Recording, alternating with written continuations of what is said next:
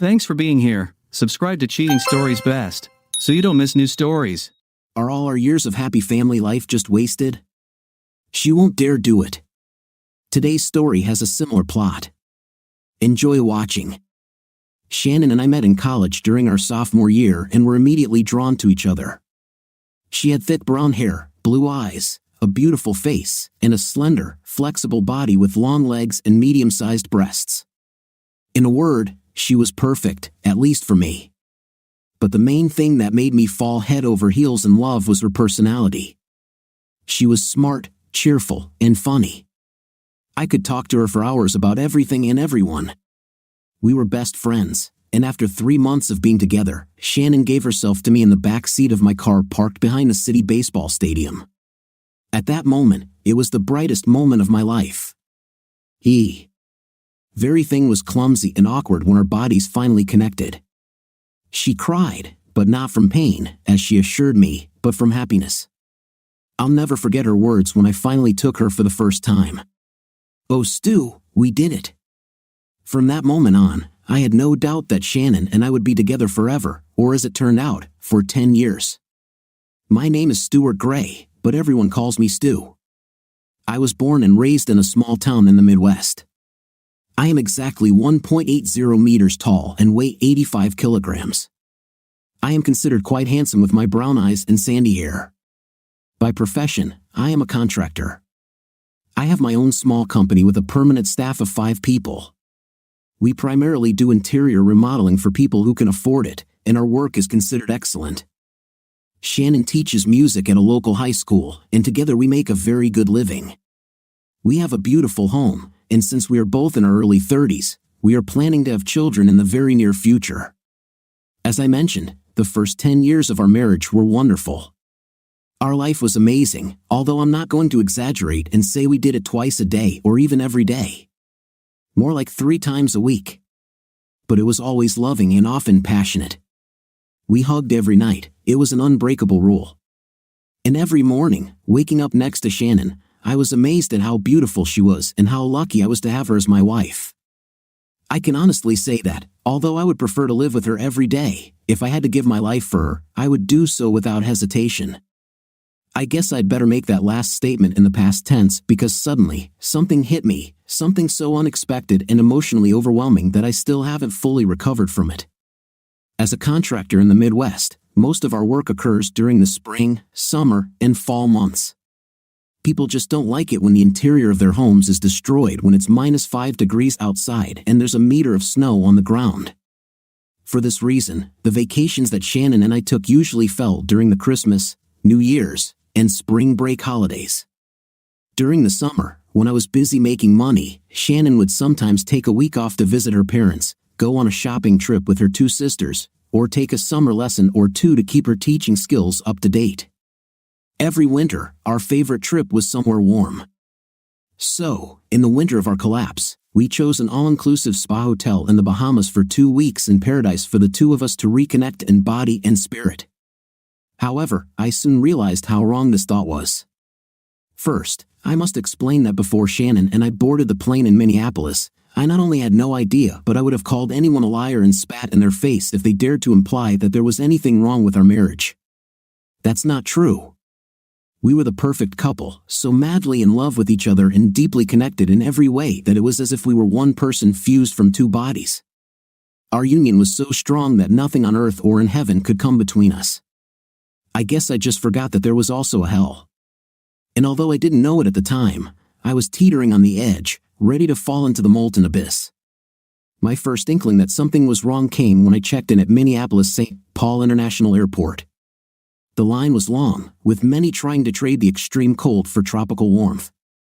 As Shannon and I stood in line to go through the scanners, I noticed a man in the line next to us staring at Shannon. This was nothing unusual. My wife is a stunning woman, and men often give her slightly lustful looks. But here, it looked different, as if he was trying to get her attention. I wanted to know more, so I pretended to look at my boarding pass while watching the guy out of the corner of my eye. His glances in her direction were, to put it mildly, furtive. But then I caught Shannon's quick glance at him and a slight wave of her hand, as if she were saying not now. He smiled and nodded, and I almost threw up my breakfast. I was stunned. It was at that moment that I realized these two knew each other. How well, I didn't know, but this realization raised all sorts of warning flags. While we were passing through security, I carefully watched both of them, but there were no further attempts to establish contact from either side. I know I became very quiet, but for some reason, Shannon didn't seem to notice. I guessed her mind was somewhere else. I hoped that this man, whoever he was, would not be on our plane, but as soon as we sat down and took our seats, I realized I was mistaken. He was sitting in the aisle about 15 rows in front of us. Another thing that struck me as odd was that Shannon decided to take an aisle seat in a row. This had never happened before. She always wanted to sit by the window. But not this time. I asked her what was wrong, since I had pre-registered her for a window seat, giving myself the middle seat. But she just said that her breakfast didn't agree with her, and she didn't want to bother anyone if she had to use the restroom. I asked the woman sitting on the aisle if she would mind switching to a window seat, and when I told her about my wife's stomach problems, she readily agreed, and the exchange was made. I don't usually have trouble sleeping on planes, and the long flight between Minneapolis and Miami provided me with that opportunity. But in my state of heightened anxiety on this flight, I couldn't fall asleep, even though I tried to pretend. We put our things in the overhead locker, and Shannon put her purse under the seat in front of her. Once we were airborne, I took out my twins' baseball cap, pulled it over my forehead, and pretended to fall asleep. I left myself enough room to follow Shannon, and after 15 minutes, she looked down at me. As soon as she was sure that I was asleep, she got up and walked down the aisle to the toilets. I moved in my seat so that I could see the entire aisle and noticed that, passing by a place occupied, as I now assumed, by her acquaintance, she extended her hand as if in order not to lose her balance and briefly touched the guy's shoulder. More proof that there was something between them and it wasn't just a coincidence. I noticed they weren't looking at each other, and Shannon headed further into the restroom. When she came out a few moments later, she looked straight at him, and he stood up and walked towards her. When they met in the passage, instead of one of them moving to the side to allow the other to pass, they looked at each other and stopped for a moment. He put his hand on her waist, she touched his chest for a second, and spoke to him. They both smiled warmly, and as she headed back to her aisle seat, his hand slid down her butt, making Shannon smile again. That was all I needed to understand that these two had known each other for a while and were obviously close on some level. At the same time, it hit me like a ton of bricks that my wonderful marriage was in real danger and could very well end. I suddenly felt so sad that I had to turn away from Shannon as she sat down and fastened her seatbelt. How could she do this to me, to us? How long does this last? Who is this man, and how far have they come in their relationship? I spent the rest of the flight trying to make some sense of everything I saw and praying that when we boarded our flight to Nassau, he wouldn't be there. But somehow, I already knew he would be. To my chagrin, I was right. As soon as Shannon and I boarded the plane, I saw him sitting 5 rows behind us. He was reading the logbook and did not pay any attention to us. When we took our seats, Shannon, who was apparently no longer suffering from stomach problems, took her usual seat by the window. The flight to Nassau was uneventful, and upon landing, we collected our luggage, rented a car, and headed to the hotel. While I was driving, Shannon was typing something on her phone. "Who are you writing to?" "Oh, just my mother and sister." I told them that we had arrived. Yes, maybe so, I thought, but I would really like to see for myself. Isn't it strange that when suspicions begin, they are like a snowball? Our room was beautiful, with a balcony overlooking the ocean and one of the pools. As we unpacked, I realized I had to make a statement to get my wife back.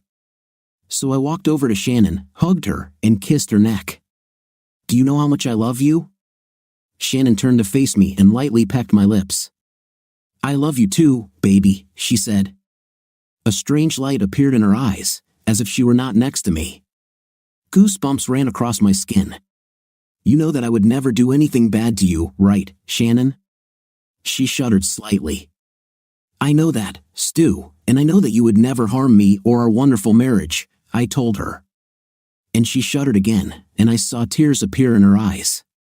"Of course, Stu, you know I won't do that," but she couldn't look at me while she was talking. She just looked at the floor. And then I realized that most likely I had lost the battle. If she hadn't done it before, now I knew she would soon give herself to another man. I let her go and quickly walked to the bathroom, hoping I wouldn't lose her before I got there. I sat in the bathroom for a few minutes, coming to my senses and asking myself the same questions over and over again. How did it happen? What did I do to push her into the arms of another man? Why didn't I notice anything weeks or months ago? But most importantly, what can I do to stop her from completely destroying us, or is it too late? I washed my face and left the bathroom. Shannon stood there with a strange expression on her face. Oh my God, Stu, I just got my period. And I didn't bring any tampons with me.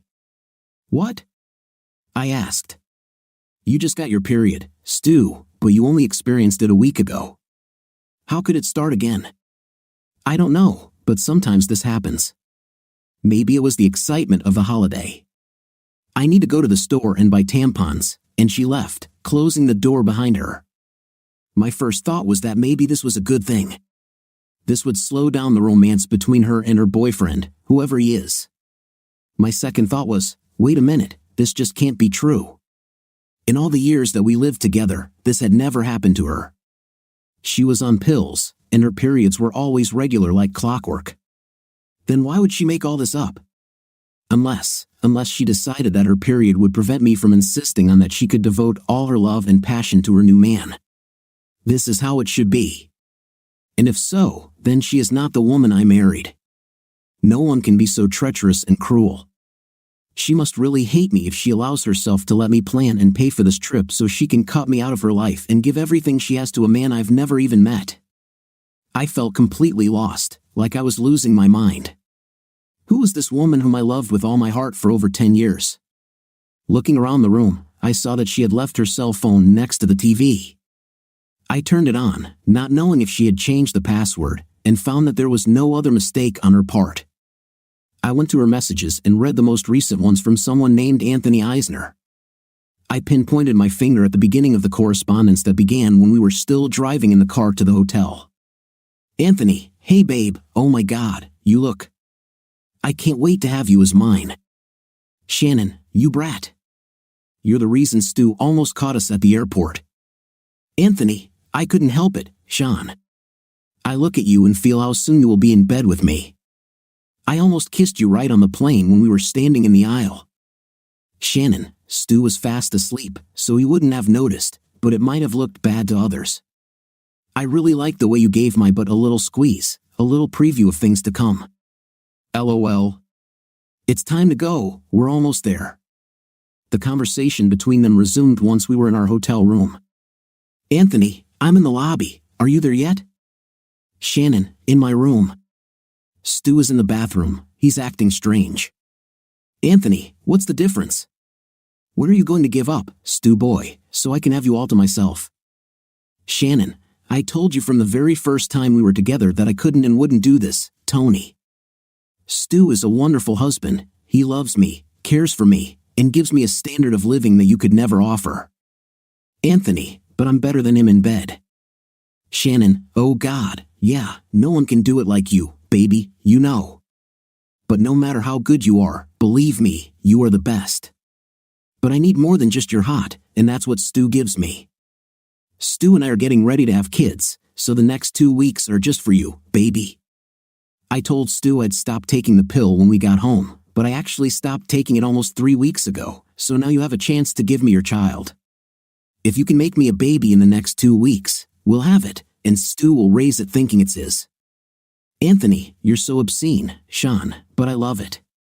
I'll make a baby in your sweet belly. Shannon, God, you're making me wet. I can't wait to feel you inside me. Anthony, what about Stu boy? How do you know he won't beat me in the next 2 weeks? Shannon, because he won't have with me, stupid boy. I will tell him that my period has started again, and oddly enough, it will continue the entire time that we are on vacation. LOL. Anthony, are you sure he'll buy it? Shannon, of course, he loves me and knows that I would never lie to him. Besides, when we return home, I will compensate him for everything. Anthony, damn, he's so stupid, he's such a loser. Shannon, stop calling him that, or you'll lose me forever. Anthony, we both know you won't let that happen. You need my too much. Shannon, that's true, but I still don't like it when you say things like that about Stu. He is a good guy. Anthony, okay, meet me in the lobby. Shannon, give me 5 minutes. I stood in complete shock and started to put her phone back, but stopped. There is a possibility that I can find a way to use these text messages as evidence in a divorce. I wanted to replace her phone with mine, and then I thought, the hell with it. My phone contains all my personal information. She started this mess, let her try to find a way out herself. So, I kept both of our phones.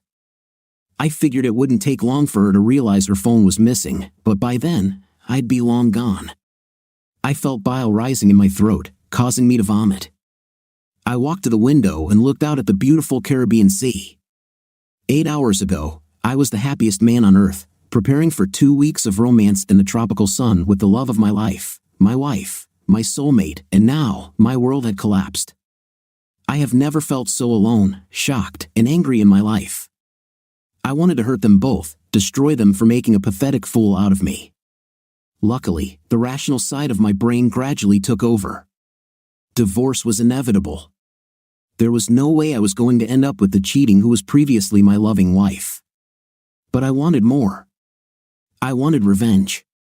Looking out the window, I accidentally looked down at the pool, and there they stood, hugging tightly, immersed in a passionate kiss.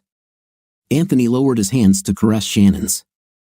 I almost threw up, but instead, I took a deep breath and grabbed my video camera, which I had bought specifically for this trip but now used to record their actions. While Shannon was unpacking, she probably didn't even bother to look out the window of our room, otherwise, she would have noticed that the pool was in plain sight. The camera had a decent zoom, so I was able to get some nice close-ups of them tongue-kissing.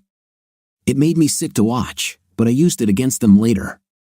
I needed a plan, and I needed it fast, but my stomach was in cramps, and my brain was blocked. Then it occurred to me, how is she going to spend time with her lover if I'm around? They must have a plan to keep me busy while they have fun together. As I thought about it, it occurred to me that it was actually simple. Shannon was going to spend 2 weeks with her lover, Anthony, so he could have a baby. And I wanted revenge. So why not beat them to it? Instead of waiting and only then try to destroy their plans, first I had to figure out how they planned to keep me busy while they had until they passed out. I was still filming the video when I saw them kiss one more time, and then Shannon quickly turned and walked away. She could return to our room at any minute, and I needed to get my emotions under control. So I went back to the bathroom and turned on the shower to try to relax. If she asks what's wrong, I'll just tell her that it helps me relax after a flight and that I wanted to get rid of that airplane smell. 5 minutes later, I heard the door to our room open and close. "I'm back," she shouted. "I brought water and tampons." "Great, I'll be out in a minute."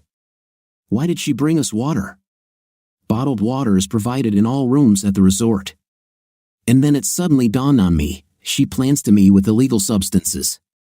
Now my mind was feverishly figuring out how to deal with this. If I don't drink the water she bought me, she'll know I'm suspicious. If I drink it and she is poisoned, I will pass out, and she and her lover will go to his room. What should I do? I turned off the shower and dried myself slowly, wondering how to deal with this. Then Shannon knocked on the door. "Are you okay?" "You've been there for quite a long time." Her voice was filled with worry. I couldn't help but wonder if she was worried about me or about being late for her big date. My anger began to rise again, but I tried my best to maintain my composure. When I opened the door and saw her standing by the bed, drinking from a bottle of water, she handed me another bottle, and I noticed that it was already open. "With this climate change, we need to stay hydrated." She looked me in the eye and quickly turned away. I took the bottle and pretended to take a long swig. As I turned and walked back to the bathroom quickly but quietly, I spat the water into the sink and emptied the bottle. Grabbing one of the bottles of water from the bathroom counter, I refilled the empty bottle Shannon had given me. Returning to the room, I saw that she was busy unpacking and hanging clothes in the closet, so I was pretty sure that she did not see me spit out the water or refill the bottle. After leaving the bathroom, I continued to drink water. I started looking around her room and noticed that she had laid out a red dress. Is this what you're going to wear to dinner? It seems like a waste of time if we can't have. You know how much this dress excites me. As I said this, I realized that she was dressing for him, not for me. Well, since I brought it with me, I can put it on, she smiled. Aren't you tired from all this traveling? Must be tired, bingo, I thought. That actually poisoned my water. But how should I play this game? I needed more proof of their affair, so I pretended to be sleepy. I took another sip of water, then let my eyelids droop a little, as if I was tired. In fact, I felt like I had just drunk several cans of Red Bull. My heart was pounding wildly in my chest, and it took all my self-control to pretend to be sleepy. Now that you mention it, yeah, I'm a little tired. What time should we be ready for dinner? I asked, slightly lazily. Seating will not begin until a couple of hours later. Why don't you lie down and get some rest? I'll wake you up when it's time to get ready. She said this with such sincerity that I almost believed it. I yawned. Okay, honey, it won't hurt me to rest. Just don't let me sleep for long. I want to spend as much time with you as possible. I love you so much. I saw her flinch as if I had touched a nerve. I love you too, she said with less conviction. I lay down on the bed and began to move very slowly, as if I was falling asleep. Soon, I was snoring softly and heard Shannon take out her phone to make a call. Hey, it worked, he passed out. How long will this keep him asleep so we have the whole night ahead of us? I can't wait until we have passionate, she giggled, and I almost choked, but was able to maintain the illusion that I was dreaming. Meet me in an hour at the Sandpiper bar. I want to freshen up a little, she giggled again. You're so bad. I can't wait. Love, bye. She hung up and started getting ready for her big night. I watched her, eyes barely open, as she picked out her panties, a thong, of course, and a push-up bra. What a! Once again, my anger grew within me while I tried my best to act unconscious. She continued to get ready, then went to the bathroom and turned on the shower. I knew she would be there for a good 10 minutes, and as soon as I heard the shower door close, I quickly stood up and headed straight for her purse. I started looking for sleeping pills or whatever she put in the water bottle she gave me. I came across a bottle of pills that had no label on it. I opened it and found about a dozen small, whitish capsules. This must be what she put in my water, so I carefully shook out about half a dozen pills and put the bottle back in her purse. I then grabbed a paper napkin, wrapped up the pills, and put them in the pocket of the shorts I was wearing. I quickly returned to the bed just as I heard her turn off the water in the shower. I made myself comfortable and continued my sleep while she finished getting ready for the date. It took her another 45 minutes to get ready, but as soon as she was out the door, I got up and got dressed as quickly as I could. While I was lying there, I had time to develop a plan. First, there needed to be more video evidence that they were together. Second, ruin their plans for the rest of the trip. I didn't know how to do it, but I knew that eventually, both would end up in a world of pain. Third, go home a few days earlier than our trip was supposed to end and the divorce proceedings began. I wanted to attack Shannon before she could do anything to stop or slow me down, like emptying our bank accounts and canceling all our credit cards. No, I will do this, not her. After getting dressed, I grabbed the video camera I had used that day and ran out the door. This camera could perform well in low light, or so the advertisement said. I was going to find out. As I walked to the bar, the hotel wasn't that big and only had 2 bars, both ocean views, but the Sandpiper was larger and had a dance floor. I managed to find a strategically advantageous spot behind some low palm trees that gave me a full view of the bar but at the same time far enough away that I could not be seen. The zoom lens on the camera gave me a very good picture. It wasn't too crowded, making it easy to spot my prey. She was wearing that damn red dress that I love so much. It made me burn with anger and hatred. He wrapped his arms around her, and it took all my self-control and willpower not to run up to me and beat him to death. No, I had to remind myself that I was here to get evidence, not to end up in jail. I started recording how they behaved in the Caribbean, like 2 lovers. They laughed, touched each other, and kissed like lovers, like Shannon and I earlier. After about an hour, the DJ started playing some music, and they started dancing. After watching them on the dance floor for another hour, I couldn't take it anymore and was about to go back to my room, alone. Then I noticed that they were leaving the dance floor quite quickly. I carefully followed them, trying to keep my distance so as not to be noticed.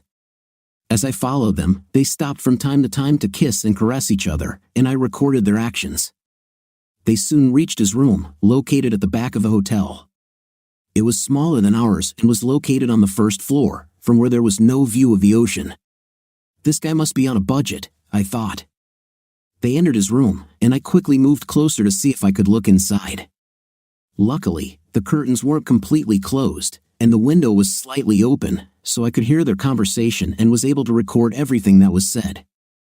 This guy probably likes to see who he's having with because he left the light on. They started kissing and undressing each other while I videotaped every moment of their connection. Once they were both completely, I noticed that this guy was well endowed, but that was no reason for her to cheat on me or let this impregnate her and force me to raise the little as my own child. I continued to stay awake outside his room and recorded their lovemaking for what seemed like an eternity. This guy was not only well endowed but also seemed to have considerable stamina. It was getting close to midnight, and I thought she would soon leave him to be with me. But then I heard their conversation. "Are you sure these pills are safe? I don't want him to die from an overdose or a seizure," she said with some concern in her voice. "How touching. Hey, don't worry about him, baby. He'll sleep for at least another 6 hours. He may wake up with a slight headache, but nothing more. You only used one tablet, right?" "Yes, only one." "And what would 2 do?" "I don't want to overdose him," they laughed. No, don't worry. If you give him 2, he'll be unconscious for 12 hours or more. No, just keep giving him 1 before bed, and we can spend every night together. I want you to be pregnant by the time we leave here. Here's an additional key card for my room. If you can get away from him during the day, call me, and we can meet here." Then they both laughed, and it filled me with such rage that I vomited. I had heard and seen enough for one evening, so I quietly left and returned to my room. Now I had to figure out how to destroy them both and make them feel the pain they caused me. It was clear that she would try to spend every night with him, so the first thing I was going to do was change those plans. Returning to my room, I reviewed what I had written down. As hard as it was, I began to formulate a plan that I hoped would completely ruin their fun. First, I had to find a way to separate them so that I could follow my lover and do what I intended. My idea was to leave him alone, maybe even him like Shannon did to me, and then beat the crap out of him while he was unconscious. He wouldn't be able to identify the attacker, and then I could leave completely free. Now the question was, how can I make sure that these 2 were not together? Then it occurred to me that I could treat Shannon to a spa day. The hotel had a spa that offered massages, facials, and even cosmetics. It was easy enough to buy a package and then give it to her as a surprise to show her how much I love her. If she tries to refuse, I will say that it is non-refundable, thereby placing a huge amount of guilt on her to force her to still go, like she did to me in the past. There is no way she can refuse my gift, and it will keep her busy for at least a couple of hours. It will be enough for me to give my lover the spanking he so generously deserves. I changed back into shorts and went to bed. It was about 5 o'clock in the morning when Shannon finally returned to the room. She quietly changed her clothes, climbed into bed, and snuggled up to me. I wanted to push her away again, but I remained motionless as if I was sleeping and waited for the right moment to wake up. Shortly after 7 o'clock in the morning, I began to stir and pretended to slowly wake up. Shannon was fast asleep, so I got up and took a quick shower, then went out to find the spa. I was hoping they would open early so I could buy her a package that would keep her busy long enough for me to take care of some business. I also wanted to check and see if I could get home the next day, late in the morning or early in the afternoon. It took me very little time to find the spa, and I saw that it was open. So, I went to see what they offered as packages. There was a nice young woman behind the counter who helped me choose a package. I was more interested in how long the therapy would take rather than what it was intended to do. Having chosen one that took about 3 hours, I asked what time it could be booked for. The woman checked her computer and said that the first available slot she had was 2 o'clock in the afternoon. I thought for a while, then decided to buy it and surprise my wife. That done, I headed out to explore the area, deciding that Shannon needed some sleep, as her time with her lover the previous night had probably left her tired. Around 9 o'clock in the morning, I returned to the room and found her still fast asleep. So, I rummaged through her purse and found her phone. I checked her text messages and read one from him that he sent in the last hour. "Anthony, you were great last night. Any chance you could escape Stu for some afternoon fun?" My anger returned, but I held it in. I was doing well, but now I knew the end was near. Shannon started to stir, so I put her phone back, walked over, and gently kissed her forehead. "Good morning, sleepyhead. I'm sorry about yesterday, for falling asleep so suddenly and ruining our dinner plans. But I have a surprise for you." She smiled and yawned. "What kind of surprise?" "I booked you a spa day as an apology for last night and to show you how much I love you." Even in my half-asleep state, I noticed how she shuddered slightly, and uncertainty appeared in her eyes. At that moment, I realized that she doubted whether she really loved me. I looked into her eyes. "Everything is fine. Or don't you like my gift?" "Oh no, I like him. I just wish you had asked me first." She smiled faintly.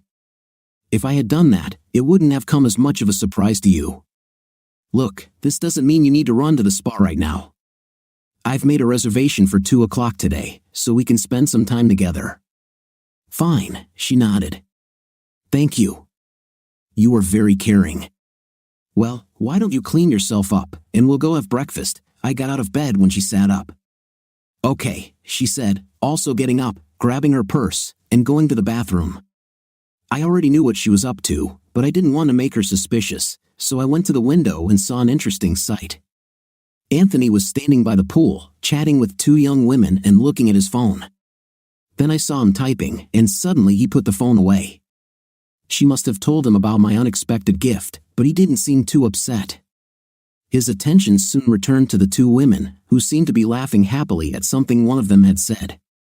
Then he waved his hand, and all 3 disappeared from my sight. Although it occurred to me that maybe Anthony was making other plans in case Shannon couldn't provide a little afternoon entertainment. This could be very helpful. About an hour later, Shannon and I were standing at the buffet, filling plates.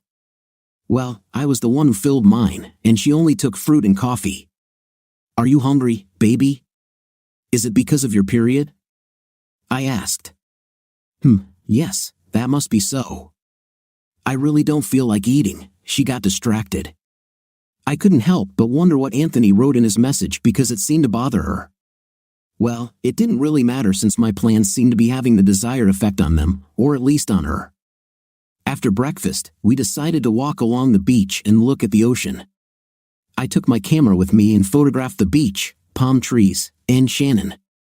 She smiled politely, and I said how beautiful she was and what a wonderful mother she would be. Then she shuddered, and an expression of uncertainty and guilt appeared on her face. "What happened, baby? Are you okay?" I knew that a feeling of guilt was beginning to gnaw at her. "No, I'm fine, just a little tired. Would you mind if I went back to my room to take a nap before my spa visit?" "Sure, no problem. I know it's not much fun to be on vacation and suddenly get your period. Go lie down, and we'll see you in your room after your spa treatment. I'm sure it will do you good." She turned and walked back to the hotel without even kissing me goodbye. Well, soon I'll give her a kick in the...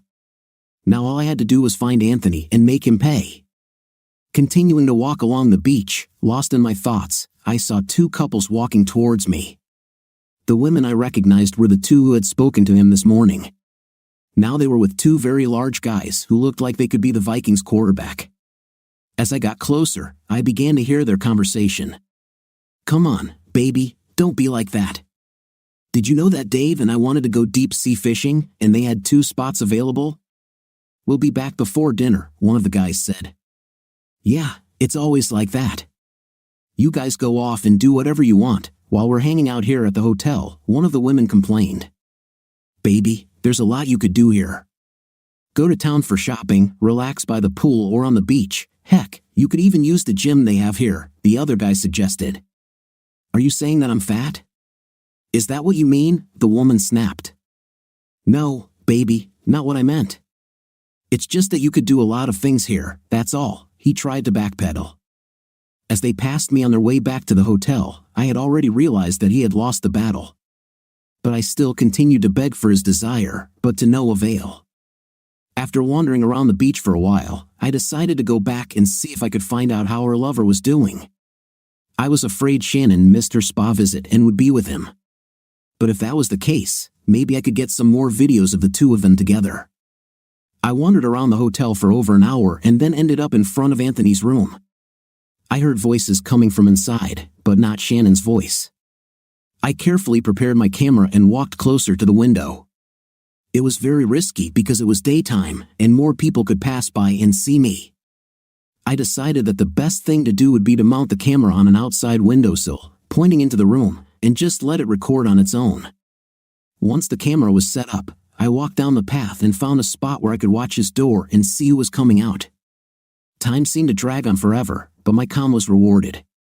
The two women I saw with Anthony this morning at the pool, and then again at the beach with those two guys, came out of his room. They were all smiling and giggling as if they had some secret in common, and it was hilarious.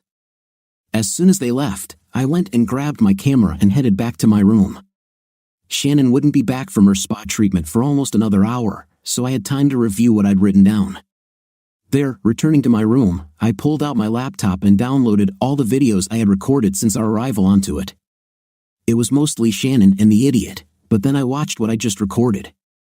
When those two girls were in his room, it looks like they found something to do while their friends were deep-sea fishing. Anthony talked them into having a threesome with him. It was like watching some second-rate adult movie. He had with one while the other watched and played with herself. And then the girls switched places and so on in a circle. At that moment, another idea struck me. What if I could time it right to return home while Shannon would be here, trying to figure out what the hell happened? I knew that tonight she would probably try to again so that I would repeat the performance and let her think I was knocked out. Then, if I'm lucky, she'll also meet Anthony at the bar, dance, and drink before returning to his room. If I managed to slip one pill into their drinks towards the end of the night at the bar, they'd be passed out by the time they got to his room. The timing has to be perfect, but in life, rarely does anything that is planned go perfectly. The second part of this plan was to make a DVR copy of Anthony's latest conquests. I have to say that I was a little jealous of this who managed to convince two very attractive women to have a good time in his room. I had several DVR discs and made 2 copies of his day's exploits, so now I just had to figure out which rooms to leave them in. I also made a copy of everything I had recorded up to this point on another DVR so I could have some insurance. I went down to the front desk and was able to send the disc to my brother Frank's home with a note asking him not to play the disc or let anyone know that I had sent it to him. This was in case my plan failed or Shannon and Anthony also found out what I was up to and wanted to hurt me. If they kill me, then at least the disc that I sent to my brother will show the authorities who is behind it. After checking the time, I saw that Shannon was about to finish her treatment at the spa, so I decided to take a quick walk around the hotel to see what rooms the two women and their boyfriends were staying in. I'm sure their boyfriends would be more than a little interested in what their girlfriends were up to while they were deep-sea fishing. Soon, I saw the two women I was looking for rise from the pool with towels in their hands. When I followed them, I learned that they were returning to their rooms, and of course, I watched them enter different rooms next to each other. This solved one part of my plan. Now, if everything goes as planned and Shannon and Anthony follow the same pattern as last night, by tomorrow morning, I could completely ruin the rest of the trip. I went back to my room to call the airline to find out when the earliest flight was the next morning. The best they had was a 10 a.m. flight, which was later than I had hoped, but I booked it anyway. Then I returned to the front desk to advise that my wife and I would have to leave the next morning due to an emergency at home, and that we would be checking out of the hotel at 8 in the morning. They sympathized with me and wished me all the best, and I thanked them and headed back to the room. Now I was fully committed to my plan, come hell or high water. If things don't go as I hoped, I'll hop on a plane in the morning and get home before Shannon. At least I can ruin everything for her before she gets home. But if, by some miracle, everything goes according to my plan, she'll be stuck here for days, maybe even weeks, before she gets home, which will give me time to really ruin her life. The plan was quite simple. First, let Shannon think she me, and I'll pretend to fall asleep so she and Anthony can spend the evening together. Second, I'll go back to the bar, watching and waiting for the right moment to spike their drinks with whatever Shannon tried to use on me. If I timed it right, they would pass out right before they got to his room, or as soon as they got there. Again, the timing had to be perfect. Third, once they're in the room, I'll go in, take Shannon back to our room, and then come back and give Anthony a good cleaning. I'll take his wallet, his cash, his passport, his credit cards, his clothes, everything he brought with him. Next, I'll find the rooms of the two women Anthony had a threesome with previously and slide the DVR drives under their doors in the hopes that one of the boyfriends will see them first and watch them. I'm sure they won't be too happy to see what their girlfriends did while they were away. Anthony's license plate is clearly captured on video, so I'm sure they won't have any problems finding him. Fifth, I will do to Shannon the same thing I did to Anthony. I'll take everything she brought with her on the road and leave her nothing except clothes and a purse. I'll leave a little note in her empty wallet so she knows who's to blame. So now everything was ready, and all I could do from now on was wait for the players to make their moves. Shannon returned to her room at 5:30 in the evening, looking more relaxed and radiant than ever before. It hurt me to think about how she ended our marriage and how I would never be with this beautiful woman again. Stu, thank you very much for the spa day. Everything was amazing. I feel like a completely new woman. She actually glowed. I'm so glad you liked it. When I first told you about it, you didn't seem all that excited, but now I'm glad you liked it. I just wanted to show you how much I love you. I saw her wince again, but I also saw her eyes filled with tears. Thanks again, I liked it, and I love you. This time she said it with much more conviction and feeling. Anytime, baby. We have dinner booked for 7 o'clock in the evening. How about we get some rest and then get ready for dinner? She nodded and went to the bathroom, taking her purse with her. A few minutes later, she came out with 2 bottles of water and handed one to me. Here, drink this. I want to go dancing tonight, so you better start hydrating now, she winked at me. Okay, just let me go to the bathroom first, I chuckled. Once inside, I went through the same procedure as before, emptying the bottle then refilling it with water from one of the ones on the counter. I flushed the toilet to make it sound like I was busy and went back to the bedroom. I continued to drink water, and after 15 minutes, I began to do my sleepy business. Soon, I was snoring, pretending to be asleep and watching Shannon get ready for her last date with Anthony, although she didn't know it yet. She went to the bathroom and turned on the shower. I quickly got out of bed and grabbed her phone to see what her lover was texting her. Shannon, I can't leave this afternoon. Stu bought me a spa package I couldn't say no, Anthony wrote. Shannon replied, no problem, baby. I have other plans right now. Are we still in the game tonight? Anthony confirmed, oh yeah, I can't wait to be inside you and have you screaming my name. After reading this crap, my rage was no longer as strong because I knew the end was near. Now all I had to do was follow them to a bar, watch them dance for a few hours, and then spike their drinks easily, well, maybe not so much.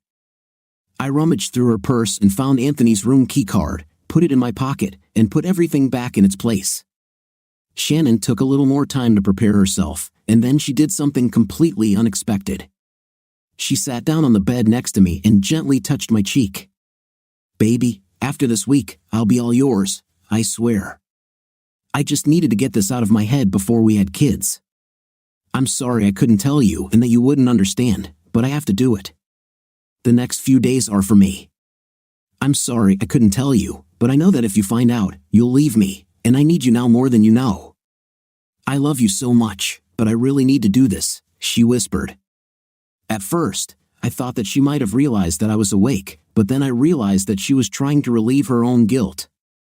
But it was too late for that. Soon, she was fully dressed and walked out the door. As soon as the door closed, I jumped out of bed, got dressed, and wasn't too far behind her. They again found themselves in the same bar as yesterday. There were more people there than last night, and I even saw 2 women and their boyfriends from the beach. If my plan works, they won't be together by the next morning. I found myself in the same place I had been the previous evening, so I made myself as comfortable as possible and, using my trusty camera, began recording the events of the evening. The evening went as I expected, and soon both were sitting at the table talking and laughing. It was already late, and I realized that the time was approaching when I would need to them with sleeping pills. I quickly walked towards the bar, making sure none of them could see me. Once there, I found an empty seat next to where the waitresses placed drink orders. Once seated, I ordered a beer, keeping my eyes on them to make sure they didn't notice me.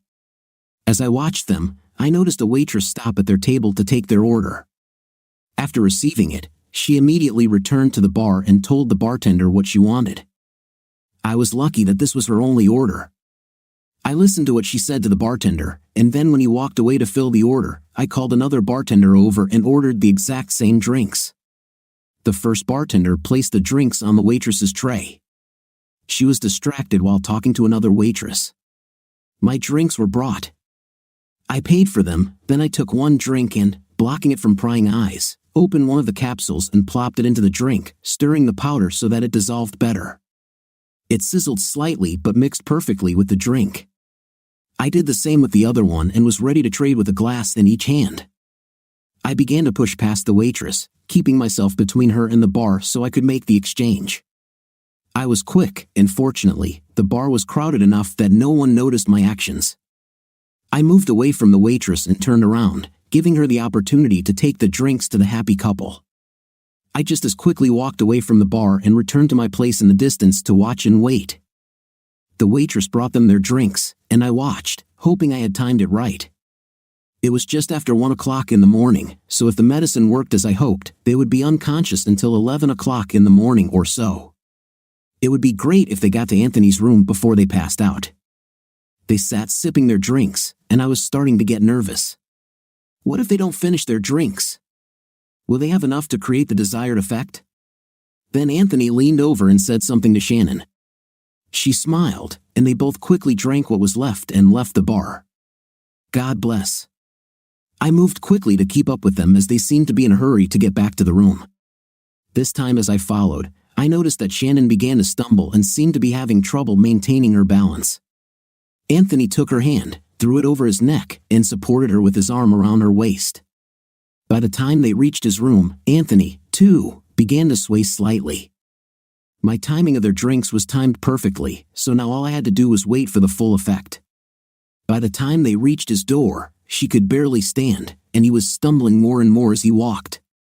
He fumbled for the key card, and after several unsuccessful attempts, was able to open the door and stagger inside. The door closed, so I waited a few minutes, then pulled out the key card I took from Shannon's purse and opened the door. As I entered the room, I heard Anthony begin, "What's wrong with you, baby? You didn't drink that much," he slurred his words, so I knew that he would be knocked out very soon. Upon entering the room, I saw Shannon lying face down on the bed, hibernating.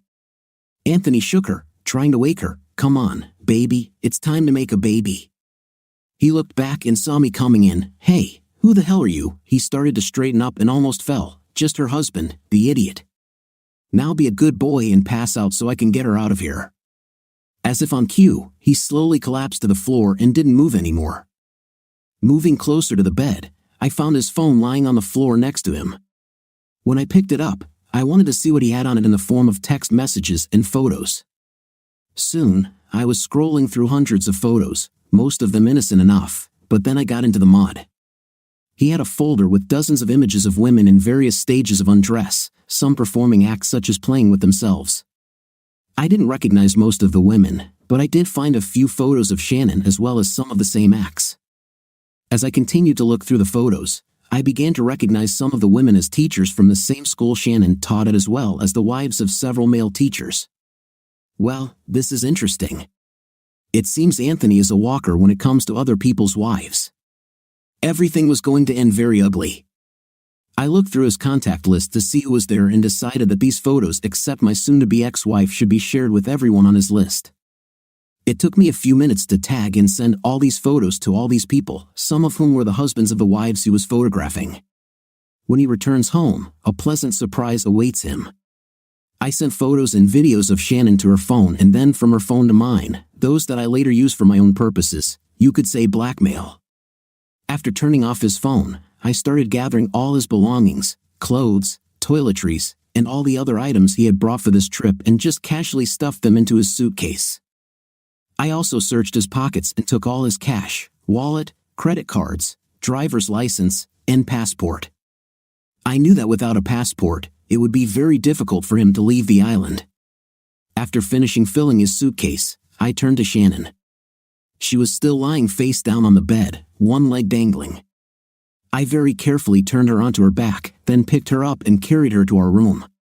Once there, I placed her on her bed and went back to the room to get all of his things, keeping his phone, wallet, and cash as I felt like I should get some compensation. After going through his room, I wanted to make sure he had nothing to take with him. I even took his shoes off, and on the way back, I found a hotel dumpster, threw his suitcase and shoes in there, and covered them with some garbage so they wouldn't be discovered. Returning to my room, I began packing my suitcase along with Shannon's suitcase as I treated her things with the same care as I did Anthony's. I was going to leave her here with nothing but the clothes she was wearing, her purse, the tampons she needed, and her empty wallet, which only contained the note I left behind. As I finished packing, I noticed that it was already past 4 o'clock in the morning, and I needed to be at the airport by 9 o'clock. Since Shannon finished her drink around 2 o'clock in the morning, she would be unconscious until at least noon. Anthony, I suspected, would come at around 10 o'clock in the morning, and I would be long gone before either of them woke up. There was one more thing I needed to do. Leaving the room, I grabbed the 2 DVR discs I had recorded earlier and headed towards the rooms where the 2 women and their boyfriends were staying. Very quietly and quickly, I slipped a disc under each door and returned to my room. There, I looked at Shannon sleeping peacefully on the bed and was filled with a feeling of great loss and sadness. I wanted so much to have children with her, but she had other plans, and I could not forgive her. I walked around the room to make sure I had everything packed, then grabbed Shannon's suitcase and walked back to the same dumpster where I had thrown Anthony's suitcase and added her suitcase. Returning to the room, I searched Shannon's purse to make sure it was empty and there was no money, no credit cards, no passport. I wanted to make sure that it would be as difficult for her to return home as it was for Anthony. Sitting on one of the 2 chairs in the room, I was exhausted but then thought about what my next move would be when I got home. First, empty our bank and debit accounts, and then cancel all our credit cards. Then I will pack up everything I have and move it out of our house. I was sure I would need to find a storage unit to put everything in, but I didn't care. I just wanted to leave, get out of our house, and out of this sham marriage. Before I knew it, I fell asleep, and when I woke up, it was already almost 7 o'clock in the morning. Pushing myself away from the chair I was sleeping in, I walked over to the bed, took one last sad look at Shannon, then carefully picked her up and carried her out of the room. I went down to the pool and left Shannon on one of the lounge chairs. Since I was checking out, I didn't want her to be in the room when they got there to clean it and prepare it for the next guests. Returning to my room, I grabbed my suitcases, and before leaving, I looked around one last time to make sure I had everything. I still had Anthony's phone, but then I had an idea.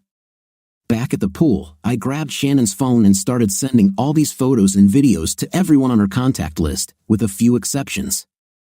She had several nieces and nephews who were too young to see such things, but I was sure her mother, father, sisters, and colleagues would find them interesting. I went to the front desk and asked for a piece of tape. After which, I took the battery out of her phone, put a very small piece of tape on the contacts, and put the battery back. It will look like her battery is dead. I also made sure she didn't have a phone charging cord. Without money, it would take her some time to get the phone to work. Just after 8 o'clock in the morning, I heard screams and shouts. It was the voice of one of the 2 boyfriends of the women I saw Anthony with yesterday, apparently their soon-to-be ex-boyfriends. Watch the video I slipped under their door. You are a piece of expletive. You can tell your family that the wedding is canceled, and I don't want to see you anymore. You'll find your way home yourself, one guy shouted to his girlfriend. The other guy just had a stone-cold expression on his face while his girlfriend pleaded with him, "Baby, please don't leave me." I said I'm very sorry. It was truly a stupid mistake, and besides, you paid him back in full. You are a traitor. Go back to your new boyfriend. He may have more, but I don't think he'll work as well now, he told her so coldly that I shuddered in fear. I wonder what they did to poor Anthony. Well, I guess I'll never know. The next sound I heard was the ambulance siren stopping in front of the building. The one I took to be the manager came out of his office and quickly led the orderlies along the path to Anthony's room. I really hoped he was okay. As people began to gather around to see what all the fuss was about, I quietly took a taxi and went to the airport. I turned on the phone and noticed a voice message. I turned on voicemail and listened to a message from my brother Frank. "Stu, what the hell is going on there?" I received a ton of photos and some very detailed videos of Shannon. "I mean, I know she's hot, but what's the big deal?" "You do not know. Call me when you receive this message." Arriving at the airport and waiting to board the plane, I called him back and explained the whole situation, how Shannon slept with Anthony while we were on vacation and how she was trying to get pregnant with him. My brother was shocked and at first thought I was joking, but then I told him to look at the video more carefully. He said he was very sorry about what happened and that if I needed anything, I could call him. I thanked him, hung up, and soon found myself on my way back home alone. When I turned on Anthony's phone upon landing, I found a dozen voicemails and over 30 messages threatening to harm him. I guess the photos and videos I sent out weren't very popular. After receiving my suitcases, I picked up my car from the long-term parking lot and drove home. Along the way, I began to plan what to do next. Divorce was an option, but I knew that would mean she would get half of everything, and that just didn't suit me. She cheats and yet remains okay with the divorce. It was simply unfair. As I drove, another plan began to form in my head, and I began to make a mental list of what I needed and how to do it. She had ruined our marriage, so I was going to make her life a living hell. When I got home, I called my brother and asked if he could help me move my things out of the house in the next few days. I wanted to do this before Shannon returned to an empty house. Finally, I turned on the phone and found over 20 voicemails and over a dozen messages. Many of them were from Shannon's sister, asking me what was going on and why Shannon wasn't answering her calls. Some of them were from other members of Shannon's family, mostly asking the same questions. I was somewhat relieved that there were no voicemails or text messages from Shannon herself. This meant she couldn't turn on her phone and probably didn't realize what had happened yet. I smiled at the thought that when she finally turned it on, her phone, she would see all the texts and voicemails asking her about those photos and videos she sent from her phone. She was in for a very rude surprise. My first order was to cancel all of our credit cards and transfer all of our money from our joint bank account to my personal one. I then started collecting all my clothes, as well as other personal items that I wanted to keep. All the gifts Shannon gave me over the years went straight into the trash, unless they were worth something. Then I either sold them online or took them to a pawn shop. The home phone was switched off as soon as I arrived home, so anyone trying to contact me would have to call my cell phone. It was around 11 p.m. when I finally looked at my cell phone and saw several texts and voicemails from Shannon. She seemed to be able to get her phone working again. The first few messages were, "Where are you? Why did you leave and leave me here? Are you okay? I think I was robbed." Then the messages changed tone as she realized what had happened, and I'm sure she received multiple text messages and voicemails about the photos that had been sent from her phone to everyone in her contacts list. Why? Why did you do this to me? Couldn't we talk first? I simply ignored the rest of her messages, figuring it would only upset her more. The next day was eventful. I had no idea when Shannon would be able to come home, so I had to act quickly.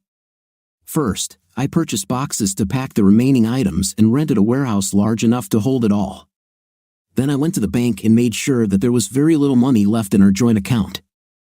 I transferred the rest into my business account, which I was going to close, take the money, and run. But there was something else I needed to do before I could leave for good. The house we lived in was a very small starter home. We decided to start small and when our family grows, buy a bigger house. There were simply 2 bedrooms with a small bathroom and a small kitchen, nothing fancy. And with my business doing home improvement and some renovation work, we had high hopes of turning this house into something special. Well, now I had other plans for that, and I was running around the city gathering what I would need to make Shannon's visit one she would never forget. Since I started renovating, I knew a thing or two about construction, load-bearing walls, and so on. Armed with this knowledge, I was going to make some extreme changes to our home, just in a non-traditional way. Later that morning, my brother Frank showed up with his pickup truck, and after some discussion about my situation, we started loading his truck with all my stuff. It took over 5 hours and 3 trips to the warehouse, but by the end of the day, I had officially moved out. I didn't tell Frank about my plans for the house or the surprise that was in store for Shannon. I knew he would try to dissuade me, so I never told him about it. He asked what my plans were for the near future. Just leave town and leave this terrible marriage behind. I'm not going to file for divorce, but when she returns, I won't be here. She may get the house, but that's all she'll get from me. Frank just shook his head. You know this won't work. She'll just hire a lawyer and track you down. Let's just get it over with and divorce this cheater. If you try to escape, you'll only make things worse when she catches up with you. Look, I know you're angry and hurt, but don't let your emotions make your decisions for you. Take heart, find a lawyer, and give her half. No, this expletive cheated on me and tried to have a baby with this idiot, planning to marry him off as mine. She deserves nothing, and this is exactly what she will get. You see, I'm not going to divorce her. Oh no, I'll just leave her with no money in the bank and all her dirty laundry exposed for everyone to see. Frank knew it was useless to persuade me. I tend to be stubborn, and when I get that way, there's little that can change my mind. He left, but not before telling me to think things over and not do anything rash. I've been thinking about everything since the moment I saw her kiss her lover. Now it's time to put my plan into action. That same evening, I started working on the house and worked until the early morning. I still didn't know when Shannon would be back, so I had to act quickly. The only thing that worked in my favor was the snow. Another major storm appeared to be brewing, forcing several major airports to close. Round-trip flights would be canceled, which would give me more time to put the finishing touches on my remodeling project. Another good thing about this storm was the extra 20 to 30 centimeters of snow it brought. We still had about 30 centimeters of it on the ground and roofs, which helped make my plan easier. Since I came back for 2 days, I rarely answered calls, as I saw that most of the calls were from Shannon. In the end, I decided to answer her call, but the reason was so that I could get some information from her, nothing more. Oh baby, please listen. It was a mistake, just a huge, stupid mistake on my part. I never wanted it to go this far. I will do whatever it takes, but please forgive me. I heard her crying, but it didn't affect me. I didn't want anything to do with her anymore, but at the moment, I needed to stay calm, give her at least a little hope, and then cut it off at the right moment. Shannon, you hurt me more than anyone. I don't know if I can forgive you or trust you ever again. I just want to know why. Why did you do this to me, with us? Didn't you love me? Wasn't I enough for you? I spoke calmly, but with a tinge of sadness in my voice. What I really wanted to do was scream into the phone that she was just a expletive that I never wanted to see again. I should have let her think that we had a chance to get back together.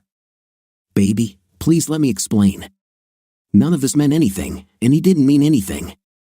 You mean everything to me. You are my life, the meaning of my life. Please, oh God, please forgive me. She burst into tears. I waited a few minutes then spoke. Baby, I just don't know. I loved you, but you broke my heart.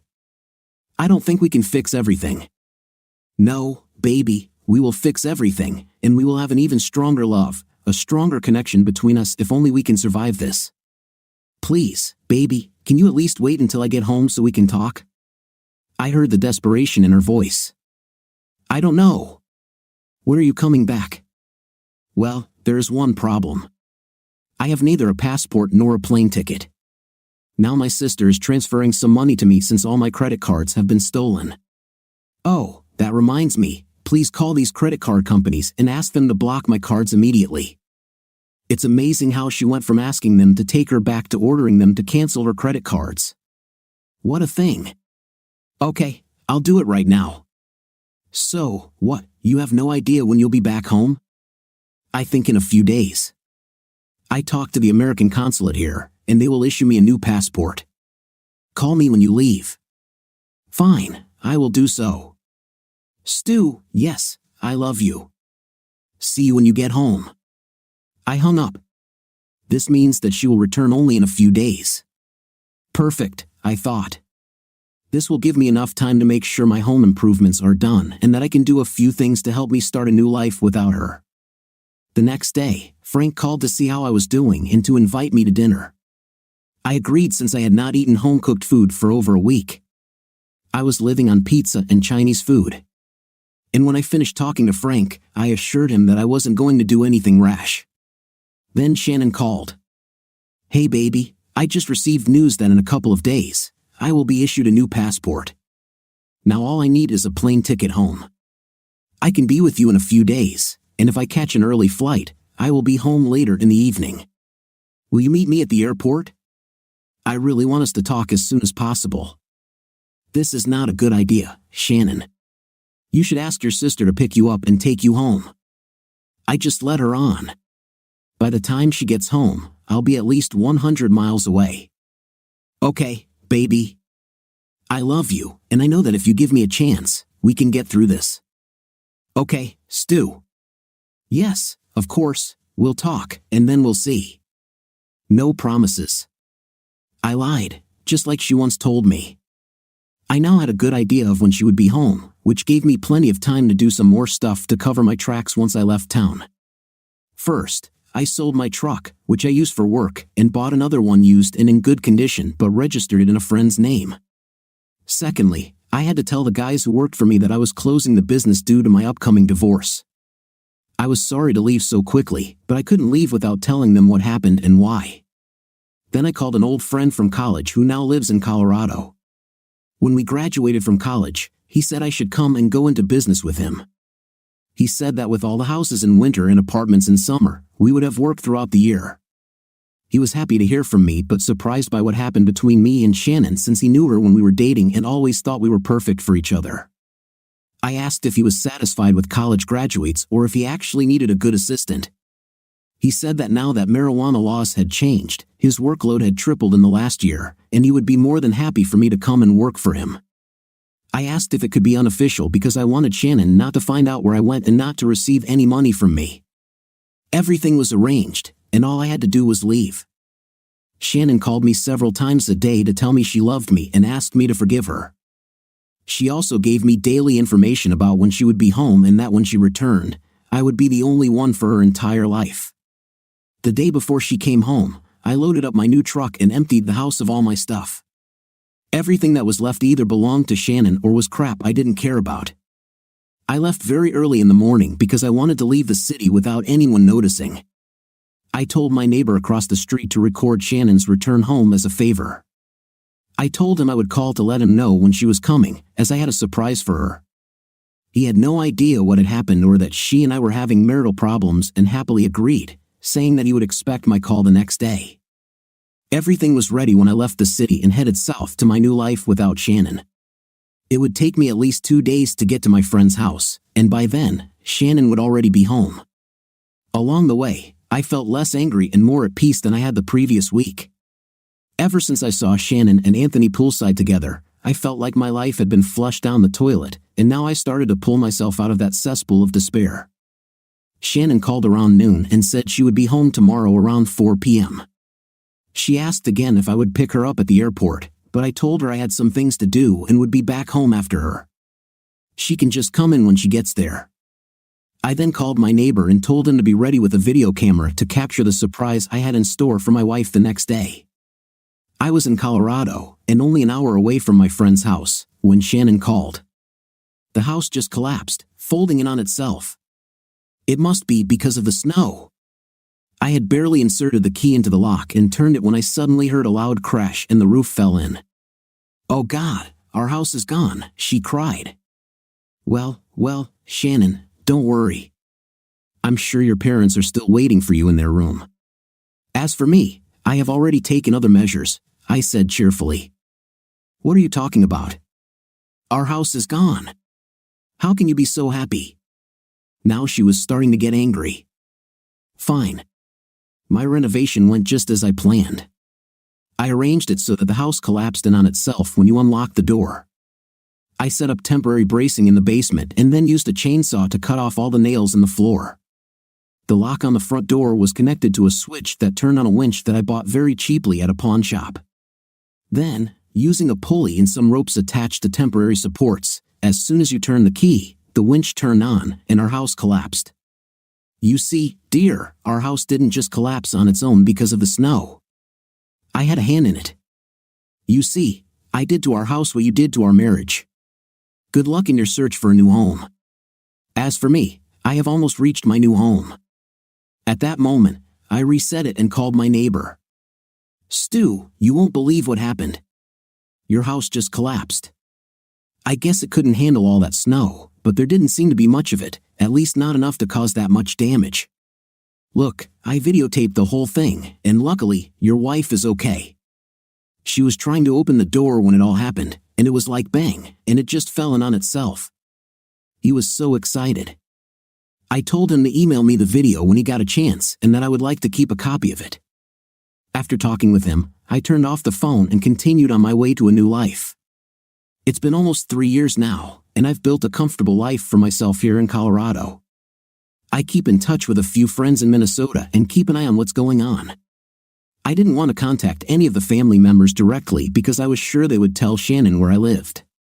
It looks like Shannon got her wish and got pregnant with Anthony's baby. For a while, she told everyone that the child was mine and that I could not remain a father, so I ran away like a coward. Even my mother believed her, only because she wanted to have a grandson. I contacted a friend who, in turn, contacted my brother and told him to ask Shannon to do a DNA test on the baby with my brother. If I was the father, then there would be a match with my brother, and if it wasn't me, then there would be no coincidence. Like an idiot, she agreed. When the results came back, my mother kicked her out of the house, screaming at her to never show up at the door with her child. As for Anthony, it looks like he was badly hurt by those 2 guys at the resort and spent over a week in the hospital before he was able to return home. When he finally reached the house, there were several other gentlemen, or should I say ex-husbands, waiting to add to his injuries. He has since left town for an unknown destination, but there are rumors that he can no longer have. I think his days as a dog are over. Subscribe to our channel so that your second chaff doesn't cheat on you. And go ahead and listen to the next story because this story is nothing compared to the next one. If you're under 18, don't even think about listening to the next one. What do you think of our story today? I think the story is exciting with an interesting plot twist. In this story, I was on my husband's side and fully justify all his actions. What is your opinion? Write in the comments. Until new videos.